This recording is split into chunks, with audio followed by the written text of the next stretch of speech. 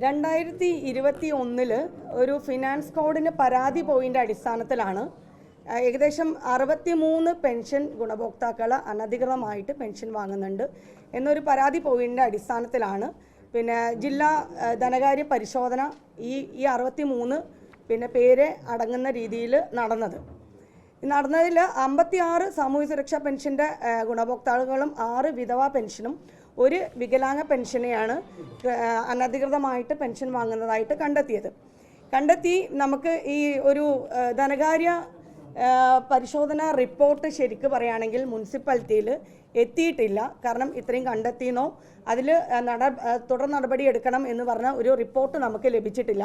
നമുക്ക് ലഭിച്ചത്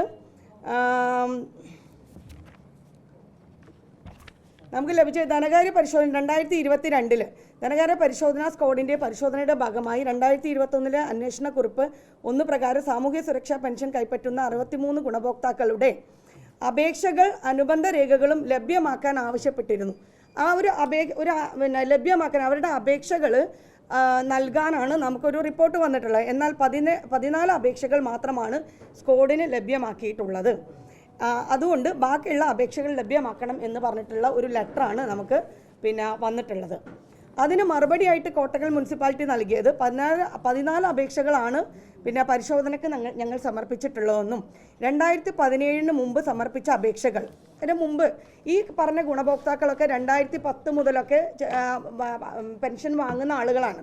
അപ്പോൾ 2017 മുമ്പ് സമർപ്പിച്ച അപേക്ഷകൾ നഗരസഭാ ഓഫീസ് മെയിൻ്റനൻസ് പ്രവൃത്തി ചെയ്ത കാലഘട്ടത്തിൽ സെഷനിൽ നിന്നും മാറ്റിയിട്ടുള്ളതിനാൽ അത് സമർപ്പിക്കാൻ നമുക്ക് അല്പം സമയം കൂടുതൽ അനുവദിച്ച് തരണം എന്നുള്ള ലെറ്ററാണ് അവസാനമായിട്ട് മുനിസിപ്പൽ തലത്തിൽ നിന്ന് പോയിട്ടുള്ളത്. അതിനുശേഷം നമുക്ക് ഫിനാൻസിൽ നിന്ന് യാതൊരു റിപ്പോർട്ടോ അല്ലെങ്കിൽ ലെറ്ററോ നമുക്ക് വന്നിട്ടില്ല എന്നുള്ളതാണ് വാസ്തവം. ഇതിൽ നമ്മൾ ഇപ്പോൾ പരിശോധിക്കുമ്പോൾ നമ്മൾ അന്ന് തന്നെ നടപടി എടുത്തിട്ടുണ്ട്. കാരണം 2021 വന്ന ഈ ഒരു റിപ്പോർട്ടിൻ്റെ അടിസ്ഥാനത്തിൽ അല്ലെങ്കിൽ ഈ പരിശോധനയുടെ അടിസ്ഥാനത്തിൽ 2022 തന്നെ ഏകദേശം ഇപ്പോൾ പരിശോധിച്ച് വരികയാണ്. അത് ഏകദേശം 28 പേരുടെ പെൻഷൻ സസ്പെൻഡ് ചെയ്യപ്പെട്ടതായിട്ടാണ് കാണപ്പെടുന്നത്. ഇനി ബാക്കിയുള്ളത് പരിശോധിച്ച് വരികയാണ്. ഏതെങ്കിലും ഒന്ന് പറയാനുള്ളത്, സാമൂഹ്യ സുരക്ഷാ പെൻഷന് കൃത്യമായിട്ട് മാനദണ്ഡങ്ങളുണ്ട്. 2023 ശേഷം അത് വിലയിരുത്താൻ നമുക്ക് വരുമാന സർട്ടിഫിക്കറ്റ് ഹാജരാക്കണം എന്നുള്ളത് നിർബന്ധിത അവസ്ഥയിലാണ് ഉള്ളത്. പണ്ട് കാലങ്ങളിൽ അത് 3 ലക്ഷമായിരുന്നെങ്കിൽ ഇപ്പോൾ അത് 1 ലക്ഷമായിട്ടാണ്, വരുമാനം 1 ലക്ഷമായിട്ടാണ് നിജപ്പെടുത്തിയിരിക്കുന്നത്. മറ്റൊന്ന് നമുക്കിത് പരിശോധിച്ച് അറിയണം. അന്നത്തെ കാലം 2010 പെൻഷൻ വാങ്ങുന്ന സമയത്ത് ചിലപ്പോൾ വീട് ചെറുതായിരിക്കാം, പിന്നീട് അത് വലുതായൊക്കെ അവസ്ഥകളുണ്ടാവും. എന്തായാലും നമുക്ക് സമൂഹത്തോട് പറയാനുള്ളത്, എന്തെങ്കിലും രീതിയിൽ ക്രമക്കേട് കണ്ടെത്തുന്ന സ്ഥിതിക്ക് നമ്മൾ തുടർ നടപടി സ്വീകരിക്കും. അത് സ്വീകരിച്ചിട്ടുണ്ട് എന്ന് 2022 കൂടി ഒരുപാട് പെൻഷനുകൾ നമ്മൾ സസ്പെൻഡ് ചെയ്യപ്പെട്ടിട്ടുണ്ട് ഈ ലിസ്റ്റിലുള്ളവർ. ഇനിയും തുടരുന്നുണ്ടെങ്കിൽ തീർച്ചയായിട്ടും നടപടി സ്വീകരിക്കും. അല്ല, അതാണ് പറയണത്. അതിപ്പോൾ നമ്മൾ ചെക്ക് ചെയ്തുകൊണ്ടിരിക്കുക. നമുക്ക് ഫിനാൻസിന് പിന്നീട് റിപ്പോർട്ട് വന്നിട്ടില്ല, ഒരു കത്തും വന്നിട്ടില്ല. എങ്കിലും 2022 ഇപ്പം പരിശോധനയിൽ 28 പേരെ നമുക്ക് കണ്ടെത്തി.